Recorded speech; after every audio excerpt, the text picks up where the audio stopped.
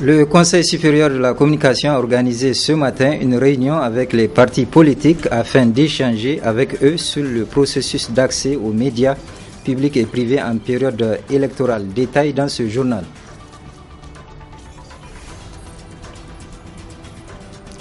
Ensuite, le président de la République, Issoufou Mahamadou, était ce matin sur le site de construction de la centrale électrique de Gorubanda pour voir l'état d'avancement des travaux. Précision dans cette édition. Mesdames, Messieurs, bonsoir. Bienvenue dans cette édition d'information que j'ai le plaisir de vous présenter.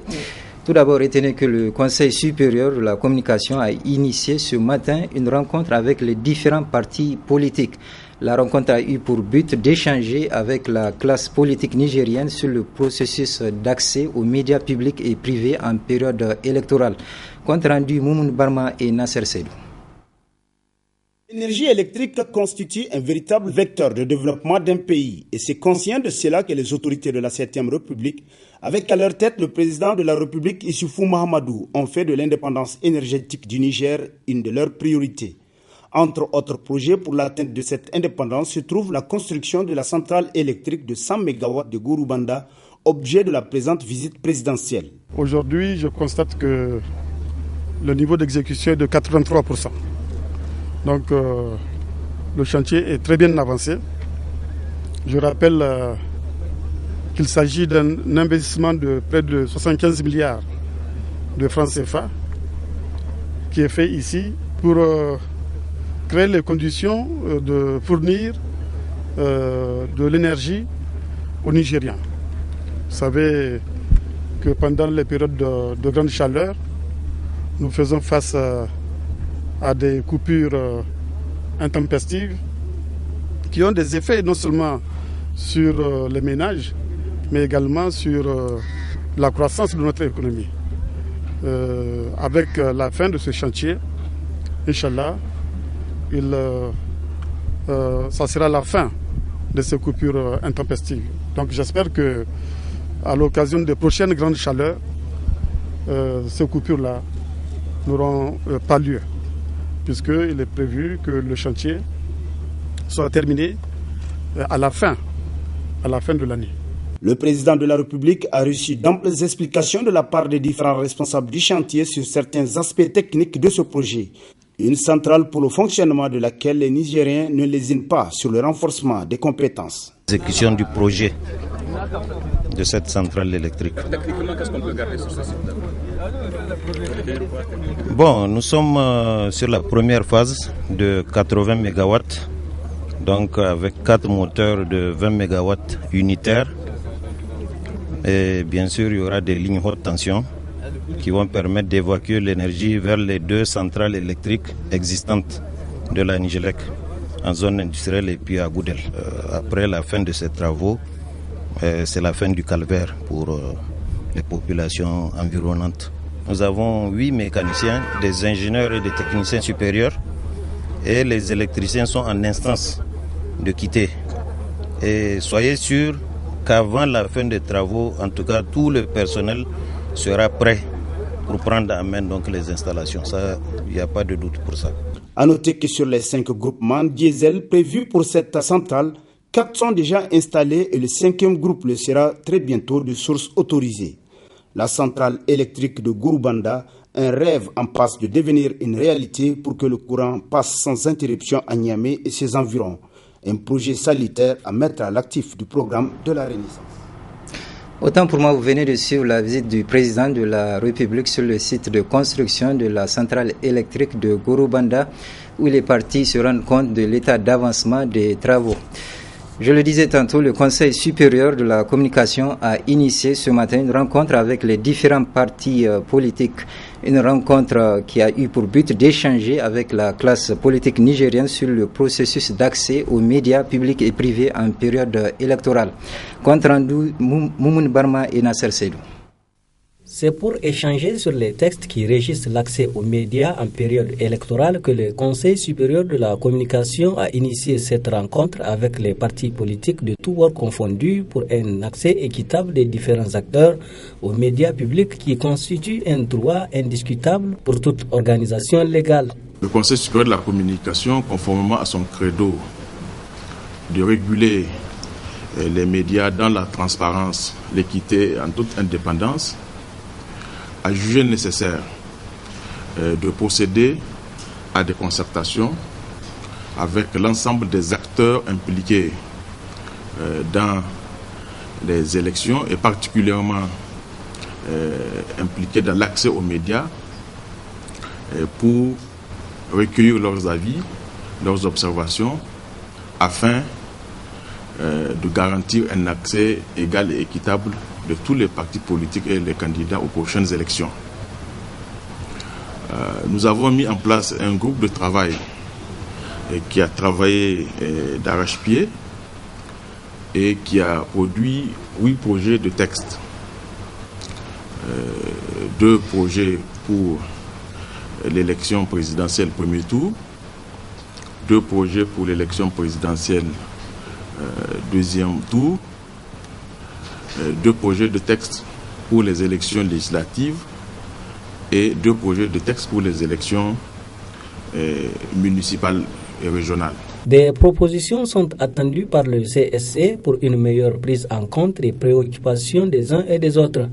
Ainsi donc, le Conseil supérieur de la communication vient de s'acquitter de son devoir de garantir l'accès aux médias à chaque citoyen nigérien sans distinction aucune.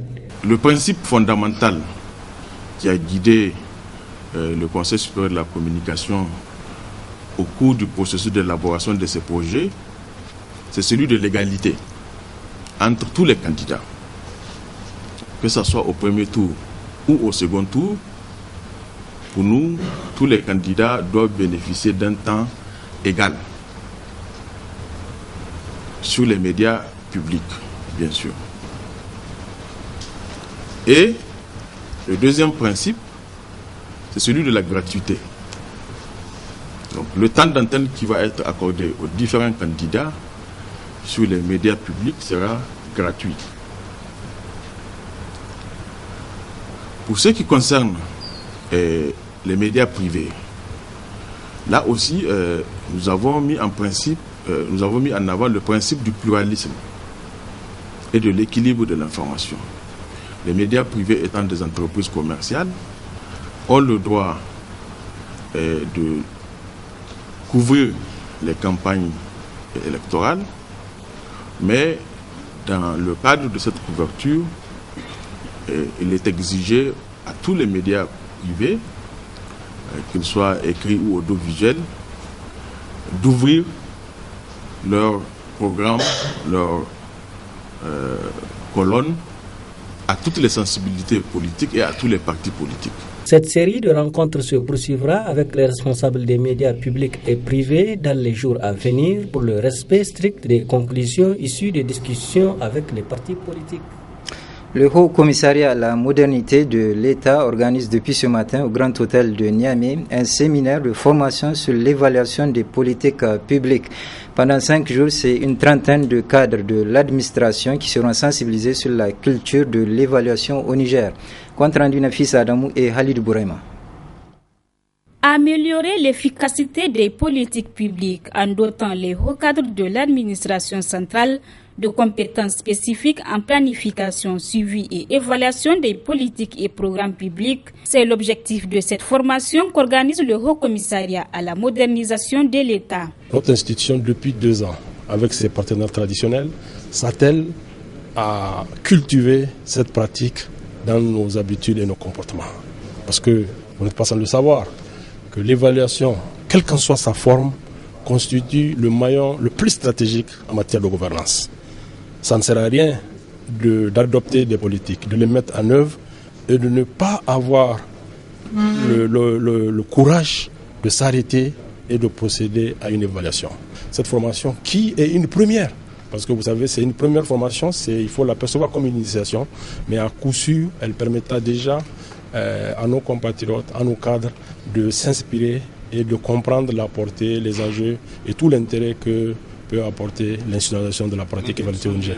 S'adressant à une trentaine de hauts cadres de l'administration, cette formation est organisée avec l'appui du projet CLEAR de la Banque mondiale, logés au sein du Centre africain d'études supérieures en gestion CESAC à Dakar au Sénégal. Le CESAC, le Centre africain d'études supérieures en gestion, est un centre de formation qui appartient aux pays de l'Union économique et monétaire ouest-africaine. Sa mission est d'accompagner les États et les organisations, mais aussi les entreprises, dans le cadre du renforcement des capacités des cadres en management. C'est dans ce cadre que nous avons été approchés par le Haut Commissariat à la modernisation de l'État pour pouvoir accompagner les cadres nigériens. Et au CESAC, nous avons l'initiative CLEAR, qui est un projet de la Banque mondiale spécialisé justement dans le domaine du suivi, évaluation et de la gestion axée sur les résultats.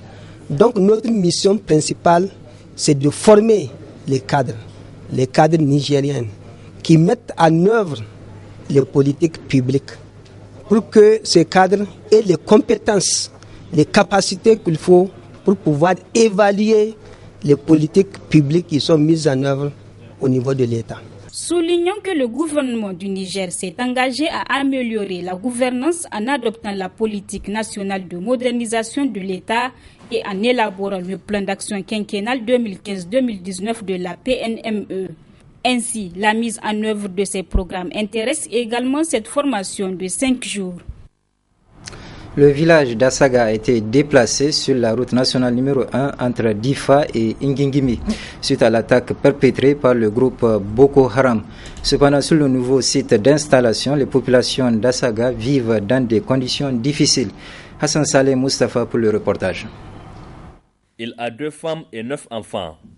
Malamodou, âgé d'une quarantaine d'années, a quitté le village de Malamfotori du Nigeria, abandonnant du coup tout ce qu'il dispose comme bien du fait des attaques de Boko Haram pour se retrouver aujourd'hui sur ce site de réfugiés et déplacés du village d'Assaga à une dizaine de kilomètres à l'est de la ville de Difa.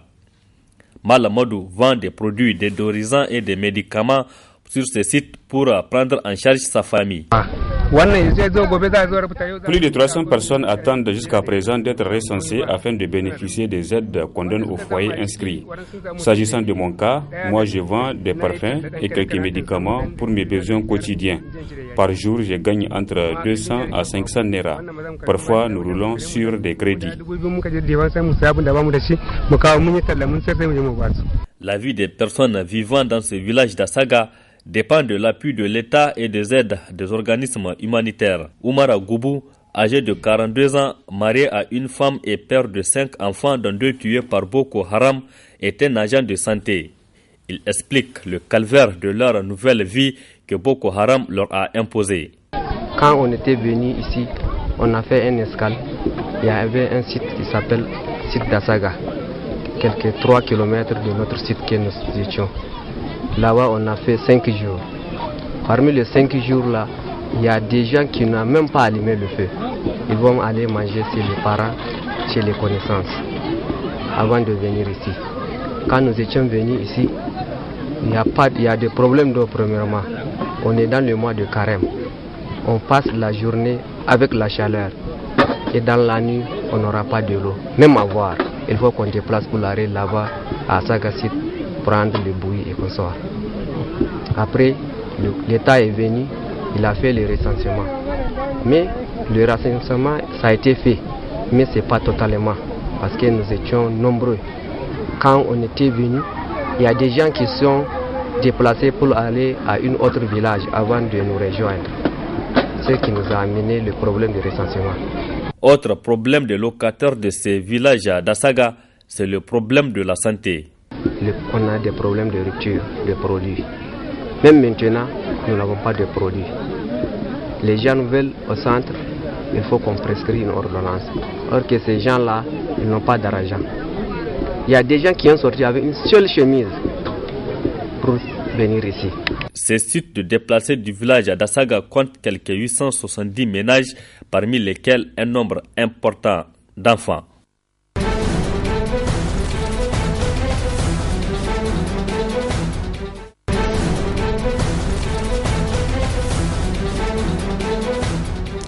Le procès Hissène Habré au Sénégal, une fois encore, l'ancien président tchadien a été conduit de force au tribunal. Il est accusé de crimes contre l'humanité. Il était au pouvoir de 1982 à 1990. Le point avec Sarah Sako. Avec près de 2 heures de retard en raison du refus de Hissène Habré de comparaître. Il est finalement arrivé en fin de matinée, porté par des éléments de sécurité encagoulés qui l'ont conduit jusqu'à son fauteuil d'accusé, où il a d'ailleurs été maintenu de force par ces hommes. À son entrée dans la salle, ses soutiens, une dizaine de personnes se sont levées, essayant de crier des slogans, et ils ont été expulsés manu militari de la salle par des gendarmes. Puis l'audience a suivi son cours de manière normale, avec le président du tribunal qui a notamment expliqué à Hissène Habré qu'il serait jugé par cette cour, qu'il soit consentant ou non. Hissène Habré a interrompu le président du tribunal en traitant donc la juridiction de hors-la-loi d'illégal. Puis l'audience a suivi son cours avec la lecture par le greffier de l'ordonnance de renvoi, un document fleuve qui revient notamment sur le contexte historique des années Hissène Habré au Tchad. Selon le programme officiel donc de ce procès, les audiences se poursuivront dès demain avec notamment l'intervention d'un expert qui reviendra lui aussi sur le contexte historique des années Habré. Le président français François Hollande a annoncé que Paris effectuera dès demain des vols de reconnaissance au-dessus du territoire syrien qui pourraient aboutir à des frappes aériennes. Julien Franchuli pour le commentaire. C'était de faire des choix, tout commande de faire des choix. Faire des choix, et je vais faire ces choix. C'est le maître mot de cette 6e conférence de presse, des choix à l'étranger d'abord. Le président confirme une intervention française au-dessus de la Syrie dès mardi. Ce sont des vols de reconnaissance et donc de renseignement. Parce que nous voulons savoir où sont les centres d'entraînement, où sont les centres de décision. Lutter contre le groupe État islamique pour résoudre la crise des migrants en Europe. François Hollande en fait une priorité, mais il part au plus urgent. Il annonce que la France accueillera 24 000 réfugiés sur 2 ans. Nous le ferons parce que c'est le principe sur lequel je considère la France est engagée. Nous le ferons parce que c'est la proposition que nous avons nous-mêmes établie. La question des réfugiés, elle est aussi climatique pour François Hollande. Si aucun accord substantiel n'est trouvé à la COP21, les naufragés du climat, comme les appelle le président, seraient des millions à rejoindre l'Europe. Un avertissement à quelques mois de la conférence de Paris. Les risques sont là. Et il y a même des risques d'échec. Oui. Et c'est sur la question du financement que tout va se jouer. Pour vivre ensemble. Le choix, il n'est pas fait, en tout cas pas officiellement concernant sa candidature pour 2017. Interrogé sur sa cote de popularité, sur les mauvais sondages, le président préfère ironiser. Est-ce que, comme Barack Obama, vous êtes prêt à participer à une émission de télé-réalité type Aventure ou Survie ? J'ai l'impression de participer à cette émission depuis 2012. Pour la gauche, vous êtes le fruit vous-même d'une primaire. Le fruit, n'exagérez pas. Certains sont déjà... Des réponses sur le ton de l'humour, sûrement le seul sourire de cette conférence de presse très grave. En Turquie, on l'a appris aujourd'hui de l'armée turque que 16 soldats ont été tués dimanche lors d'une embuscade menée dans le sud-est du pays à majorité kurde. Le premier ministre turc promet de nettoyer le pays du PKK. Récit Ethan Haji. Le président Erdogan fait part de sa consternation au cours d'un entretien télévisé. La dernière attaque des rebelles du PKK contre l'armée est la plus meurtrière depuis la fin du cessez-le-feu en juillet. Cela s'est passé pendant une opération de déminage. L'armée m'a rapporté que les soldats ont été pris dans une embuscade où les assaillants ont utilisé des mines contrôlées à distance. L'attaque a eu lieu dimanche à Daglika, dans le sud-est du pays. Les rebelles kurdes du PKK ont pris d'assaut un convoi militaire avec des explosifs placés sur la route. Bilan, plusieurs soldats morts, des blessés et des véhicules complètement endommagés. Les attaques attribuées au PKK se sont multipliées ces derniers mois. Dimanche, 2 policiers ont été tués à Diyarbakir dans des affrontements avec des militants kurdes. Devant cette escalade de violence, Recep Tayyip Erdogan a réaffirmé sa fermeté face aux rebelles. Nous allons mettre en place une nouvelle stratégie dans la lutte contre le terrorisme. Nous allons continuer à combattre la terreur avec détermination. De son côté, le Premier ministre a convoqué une réunion d'urgence pour mettre en place de nouveaux moyens de lutte. Ahmed Davutoğlu promet de nettoyer le pays du PKK. La riposte armée ne s'est pas fait attendre. Les autorités ont bombardé dès lundi plusieurs positions des rebelles dans la région de Diyarbakir. Des forces spéciales ont été déployées à Daglika, théâtre du dernier attentat. Ce journal est à présent terminé. Merci de l'avoir suivi et je vous souhaite de passer une excellente soirée.